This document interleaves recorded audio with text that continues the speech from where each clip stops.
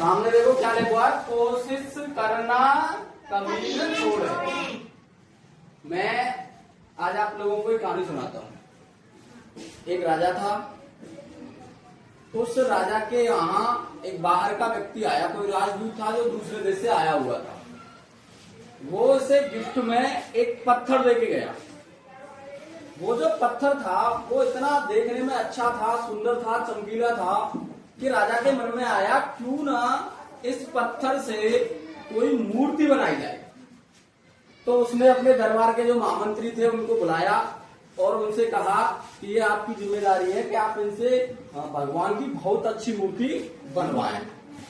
अब जो महामंत्री थे उन्होंने उस राज्य का जो सबसे अच्छा मूर्तिकार था, जो सबसे अच्छी मूर्ति बनाता था, उसको बुलाया और उसको बोला कि तुम्हें ये मूर्ति बनानी है और इसके लिए आपको 20 सोने की मोहरें दी जाएंगी।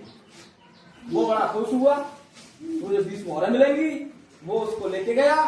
अब जब वो लेके गया और घर जाके उसने, अब जब तक उस पत्थर को तोड़ेंगे नहीं तब तक उसे मूर्ति नहीं बनेगी, तो वो हथौड़ा लिया और हथौड़े की चोट उस पर लगातार बजाई, बार बार वो बजाए, लेकिन वो पत्थर उससे नहीं टूटा। अब उसका दिमाग खराब हो गया। वो वापस आया और उस राजा से बोला, मंत्री से बोला कि ये आप अपना पत्थर लीजिए, ये मेरे बस की बात नहीं है, मैं इससे मूर्ति नहीं बना सकता। अब क्या हुआ, मंत्री जो महामंत्री जी थे उन्होंने सोचा कि अगर ये मूर्ति इन्होंने नहीं बनाई तो फिर राजा परेशानी खड़े, मेरे लिए परेशानी खड़ी करेंगे। तो उसने उस जो राज्य का सबसे, मतलब कहने में सबसे बेकार जो मूर्ति बनाने वाला था उसको बुलाया। वो पैसा बहुत कम लेता था, उसको बुलाया और उनसे कहा कि ये, अरे बात है नहीं, और उसको ये कहा कि अब ये आप लीजिए और इससे आप एक मूर्ति बनाकर लाइए। वो बड़ा खुश हुआ कि चलो महाराज ने मुझे कोई काम तो दिया। अब उसको घर लेके आए तो उससे जो हथौड़ा जो बजाया उसने, तो पहले ही हथौड़े में उस जो पत्थर था ना उसमें दरार आ गई। महामंत्री उनके साथ थे, तो उस महामंत्री जी ने पूछा ये कैसे हुआ।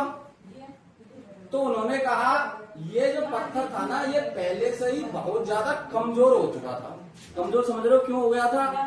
क्योंकि उस व्यक्ति ने जो पहला मूर्तिकार था उसने उस पर इतने पत्थर बजाए कि वो मूर्ति, पहले जो पत्थर था वो पहले से ही इतना कमजोर हो गया, उसे केवल एक लास्ट हथौड़े के बार की जरूरत थी। अगर उसके ऊपर वो एक और मार देता तो वो क्या होता, वो पत्थर टूट जाता और उससे वो मूर्ति बना लेता, उसे 20 मोहरें मिल जाती।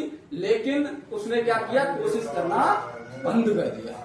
अगर वो कोशिश करता, अगर वो अंतिम प्रयास करता तो वो पत्थर टूट जाता और मूर्ति बन जाती और उसको 20 मोहरें सोने की मिल जाती। इसीलिए मैं ये कह रहा हूँ हमें कभी भी प्रयास करना नहीं छोड़ना चाहिए, क्योंकि हो सकता है हमारा जो अंतिम प्रयास हो उसी से हमारा काम हो जाए। क्योंकि विद्यार्थियों से तो वैसे भी कहते हैं, विद्यार्थियों के लिए कहा जाता है कि चलकर गिरना गिरकर उठना यह क्रम है संसार का। चलकर गिरना गिरकर उठना यह क्रम है संसार का। और विद्यार्थी को फर्क न पड़ता किसी जीत और हार का, किसी जीत और हार का।